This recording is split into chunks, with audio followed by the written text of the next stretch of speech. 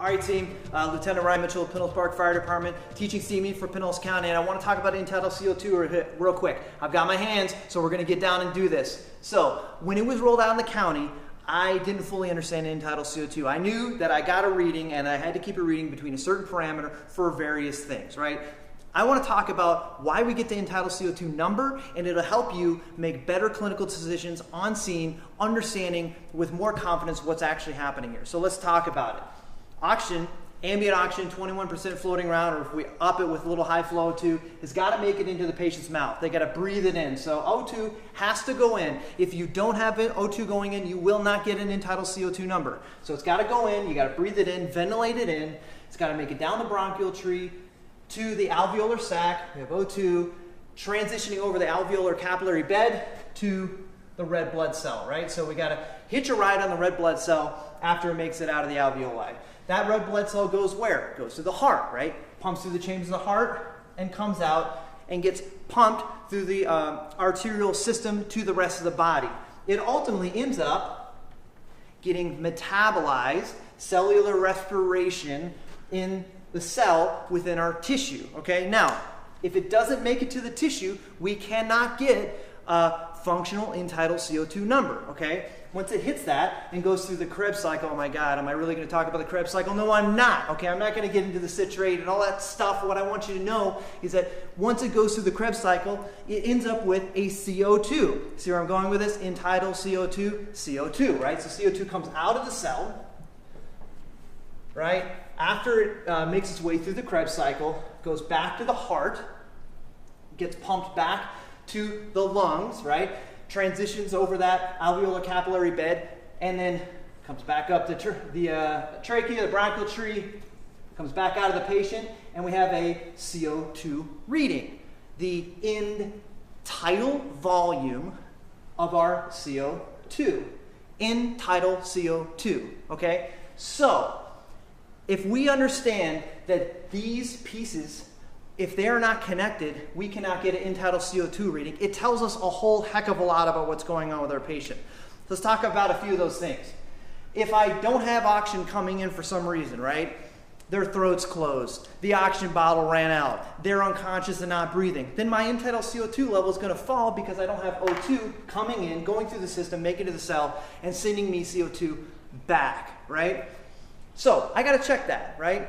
Now, if everything's going well up here at the head, and I've got O2 going in, I guarantee I know O2 is going in. Are we ventilating it, and is it hopping over through that arterial capillary, that alveolar capillary bed, right? Am I dumping that oxygenated blood onto the ground somewhere because I didn't treat a massive hemorrhage? So if I know I have red blood cells in that body that are picking up that O2 molecule and transitioning to the heart and to the cell, then I should have an end-tidal CO2 number. So if I'm not getting it, I got to figure out why I'm not. So another reason why you might not have it. You got it going in. You see bilateral chest rise. You don't have blood spilling onto the concrete. What about my heart? Is my heart not beating?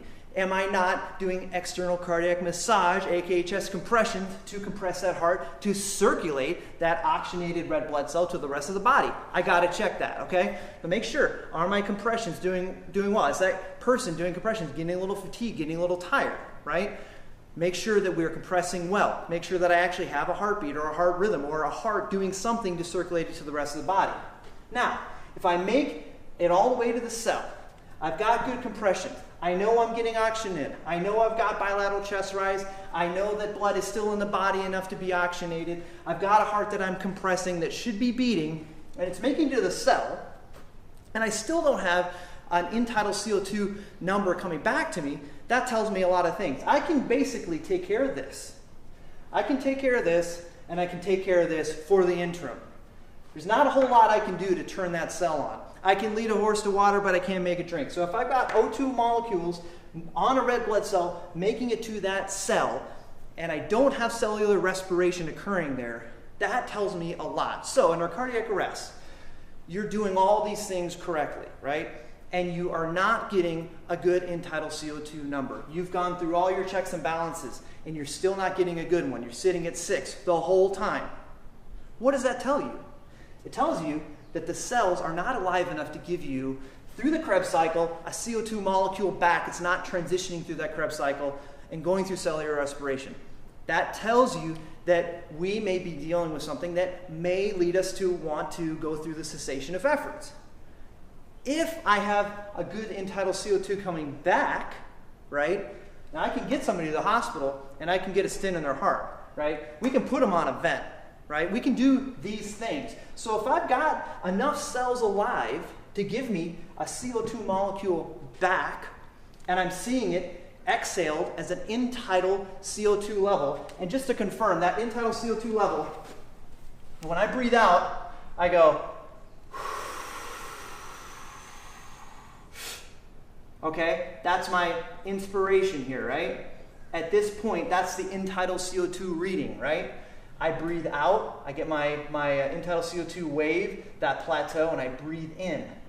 If I'm reading that, and I have a good end-tidal CO2 level coming back, then that lets me know that, shoot, if I get them to the hospital, get them on a vent, assist with this better in a more higher tiered level care, we get them the cardiac care that they need, I can keep these cells alive. And they were giving me a CO2 level to work with. So now it makes me a little more confident to go, you know what, maybe we're not going to go through cessation of efforts. Maybe when my patient has an end-tidal of 20, I don't need to turn to my crew and go, hey guys, I don't know, it's asystole.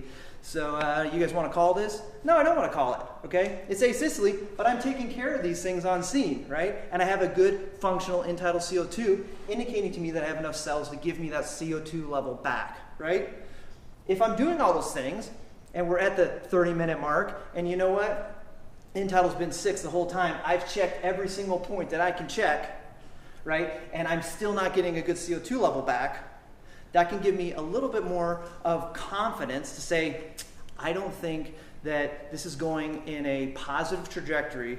The cells are not alive to give me an end-tidal CO2 number back. So can we talk collectively about what it means regarding cessation of efforts?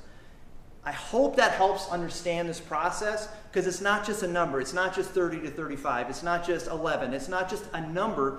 It's a number that indicates a whole cascade of processes that can help me make better decisions and understand what's actually occurring on scene. I hope it helps. Good luck.